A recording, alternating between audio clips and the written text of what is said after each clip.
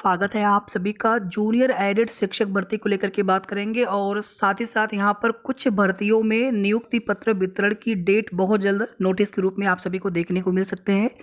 कुछ भर्तियां हैं जो कि यूपी ट्रिपल एस सी से है। एक भर्ती है दरोगा भर्ती, यूपीएसआई की भर्ती, इसी तरह से एक असिस्टेंट प्रोफेसर की भर्ती है। हालांकि अभी उसमें थोड़ा समय लग सकता है। इसके अलावा एक भर्ती लोअर पीसीएस 2019 की। एक यहाँ पर और महत्वपूर्ण अपडेट है पीईटी 2022 रिजल्ट को लेकर के। आज के हिंदुस्तान न्यूज़पेपर में आपको देखने को मिल जाएगा, अगर आपने हो सकता है देखा भी हो, कि 16 जनवरी को यानी मंडे को पेट 2022 का result UP triple S C आयोग की तरफ से डिक्लेयर कर दिया जाएगा, ऐसा उसमें लिखा हुआ है। और जहाँ तक हमें जानकारी है ये रिजल्ट 20 जनवरी तक आ जाएगा। 16 को भी आ सकता है, आयोग के ऊपर है, कुछ कह नहीं सकते हैं, लेकिन अभी कन्फर्म नहीं है। और कल कन्फर्म हो जाएगा दोपहर तक लगभग, अगर कल आना होगा तो। बाकी अभी भी यही अपडेट है कि 16 के बाद यानी 17, 18, 19, 20 तक मान के चलें कि 20 तक कभी भी आ जाएगा। और चूंकि अभी आयोग के जो नए सचिव हैं अवनीश सक्सेना सर, उनके द्वारा बताया गया था कि अभी जितने भी पेंडिंग भर्तियां हैं उनके रिजल्ट पे हम लोग काम कर रहे हैं। चाहे इंटरव्यू के रिजल्ट आ रहे हो, अनुदेशक भर्ती जैसे हो गई, या फिर कुछ ऐसी भर्तियां हैं जिनमें फाइनल प्रोसेस होना है, जैसे ज्वाइनिंग की प्रक्रिया होनी है। तो पीईटी 2022 का रिजल्ट कल अगर आएगा तो कल दोपहर तक ही आप सभी को कंफर्म बता पाएंगे। बाकी आ भी सकता है, कुछ कह नहीं सकते हैं, लेकिन ज़्यादा संभावना 20 के आसपास तक लग रही है। यूपी ट्रिपल एस सी आयोग में 3 सदस्य रिटायर भी हो रहे हैं, 24 तारीख को रिटायर हो जाएंगे, 23 तक उनका कार्यकाल है। तो ऐसे में उनके कार्यकाल से पहले पहले ही ये रिजल्ट 100% डिक्लेयर किया जाना था, पहले से निश्चित था। यानी कि पहले से तय था कि 23 से पहले ये रिजल्ट आ जाएगा, 24 से पहले किसी भी दिन आ जाए। तो 20 तक की जानकारी मिल रही थी कल परसों के डेट में, और आज के हिंदुस्तान के न्यूज़पेपर में दिया गया है कि 16 को यानी मंडे को आ जाएगा, तो आ भी सकता है। अब यहाँ पर देखिए, जनवरी, फरवरी, मार्च में कई भर्तियों के नियुक्ति पत्र वितरण समारोह किए जाएंगे, जिसमें माननीय मुख्यमंत्री जी के द्वारा लखनऊ में और साथ ही अन्य जनपदों में वर्चुअल के माध्यम से वो नियुक्ति पत्र वितरण करेंगे। और अन्य जिलों में वहाँ के जो पदाधिकारी होंगे, स्थानीय विधायक, सांसद, राज्य मंत्री, स्वतंत्र प्रभार, या फिर कोई कैबिनेट मंत्री राज्य के, तो ये लोग हो सकते हैं।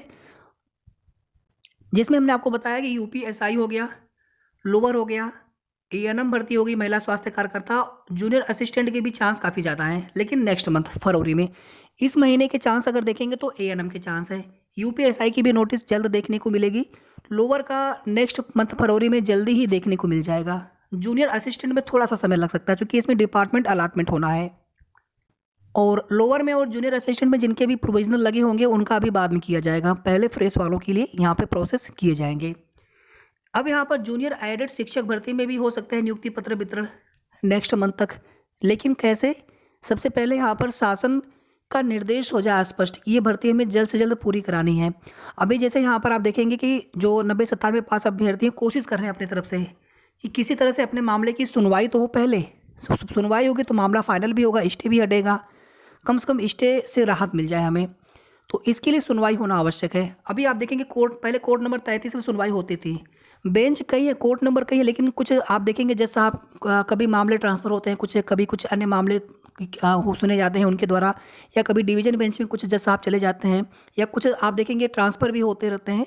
तो इस वजह से अभी जो कोर्ट नंबर 4 में ज़्यादा सर्विस मैटर होने की वजह से अपना मामला लगता है एडिशनल में।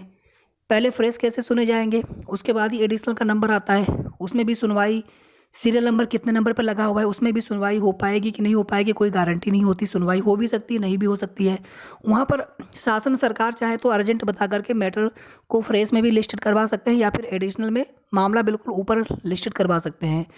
तो देखिए, हमारे हमारे हिसाब से एक सजेशन, निवेदन है सभी जूनियर एडेड के अभ्यर्थियों से कि एक बार जो है ग्राउंड स्तर पर भी धरना प्रदर्शन के लिए, देखिए मैं नहीं कह रहा हूँ, लेकिन कुछ अभ्यर्थी लगातार कोशिश करें, जैसे बेसिक शिक्षा मंत्री जी हो गए उनसे मिल करके, या फिर मुख्यमंत्री जी हो गए। जैसे आज देखेंगे कि लखनऊ में, माफ़ी चाहूँगा, गोरखपुर में मंदिर में आज वो हैं, कल भी थे, अभी 2 दिन उनका कार्यक्रम और गोरखपुर में रहेगा। 18 तारीख को बस्ती में रहेंगे, वहाँ पर कोई एक कॉलेज वहाँ पर है, कोई स्टेडियम वहाँ पर है, जिसमें वो सांसद खेल का उद्घाटन करेंगे। तो जो स्थानीय अभ्यर्थियों टीम बना करके मुख्यमंत्री जी से एक बार मिल करके उनको ज्ञापन देने का प्रयास करें, यानी कि प्रयास हर स्तर से होना चाहिए। अभी ये भी आप देखेंगे कि जानकारी दी गई जो अभ्यर्थी कोर्ट में गए हुए हैं उनके द्वारा, कि उसमें एक और बेंच बनाने के लिए सहमति मिल चुकी है। तो अब कॉज लिस्ट आने के बाद ही चीज़ें क्लियर हो पाएँगी। अगर ऐसा हो जाता है तो कम से कम कोर्ट नंबर 4 में मामले थोड़े कम हो जाएँगे, तो सभी मामले सुने जा सकेंगे। अभी 19 तारीख की जो कॉज लिस्ट आई नहीं है, 19 तारीख की कॉज लिस्ट आने के बाद ये पता चल पाएगा कि कितने सीरियल नंबर पे अपना मामला लगा हुआ है।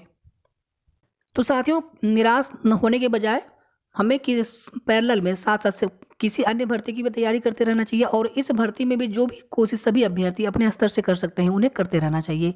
ऐसा नहीं कि केवल हम थर्ड पार्टी के भरोसे या फिर केवल हम धरना प्रदर्शन के भरोसे, हर स्तर से सभी लोग प्रयास करें।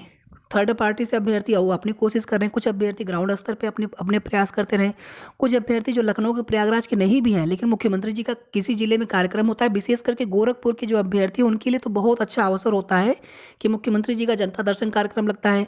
अक्सर वो मंदिर में किसी न किसी कार्यक्रम में वो आते रहते हैं दर्शन के लिए, वहाँ पर भी उनसे मुलाकात हो जाती है। अगर इस तरह से लगातार अनवरत प्रयास किया गया तो इस मंथ तो कोई संभावना है नहीं। फरवरी में बहुत ज़्यादा चांस रहेंगे कि जूनियर एडेड शिक्षक भर्ती में भी नियुक्ति पत्र वितरण समारोह हो जाएँ। तो बस इतनी ही अपडेट इस वीडियो के माध्यम से आगे की जो भी अपडेट होगी आप सभी को समय-समय पर सही और ऑथेंटिक जानकारी देते रहेंगे। वीडियो को आप सभी प्लीज़ लाइक कर दिया करें, शेयर भी आप सभी कर सकते हैं और अगर आपने अभी तक चैनल को सब्सक्राइब न किया हो तो ज़रूर सब्सक्राइब कर लेंगे। धन्यवाद।